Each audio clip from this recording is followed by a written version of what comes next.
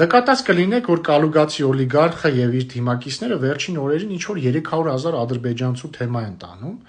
Ինչի մասն է խոսքը, իրական ոչ մի բանի, չկա այդպիսի թեմա, չի եղել երբևէ, չի լինելու եւ երբևէ չի լինելու նման բան։ Փուչիկի մասին է խոսակցությունը։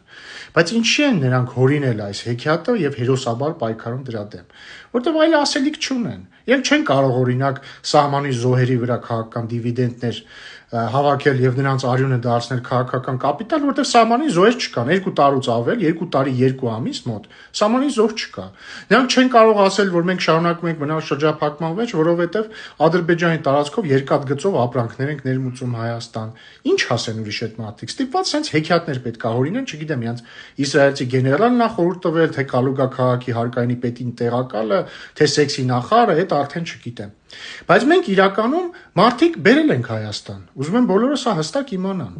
Մենք 2025 թվականին առաջին անգամ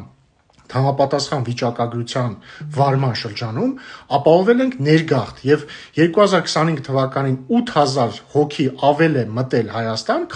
Հայաստանի քաղաքացիների մասն է միայն խոսքը, քան դուրս է եկել։ Իսկ իրենց տարիներին գիտեք ինչ ա եղել։ Օրինակ գիտեք ինչ ա եղել, երբ որ Կալուգացի օլիգարխի հարազատ եղբայրը Սերժ Սարգսյանի աշխատակազմի ղեկավարն էր, հետո դրանից առաջ ՀՀԿ խմբակցության ղեկավարը, հետո էլ երկար տարիներ ՀՀԿ պատգամավոր։ Այդ տարիներին 300,000 հայ է դուրս եկել Հայաստանից։ Այ իրենց իշխանության օրոք 300,000 մարդ դուրս է եկել Հայաստանից եւ արտագաղթել է։ Իսկ մենք ապահովել ենք ներգաղթ։ Ընդ որում մենք նույնիսկ ներգաղթ ենք ապահովել Կալուգացի օլիգարխի համար, որտեղ եթե մեր իրավապահ համակարգը եւ դատաիրավական համակարգը չլիներ, ինքը հիմա հետ էր գնացել իր հարազատ Կալուգա։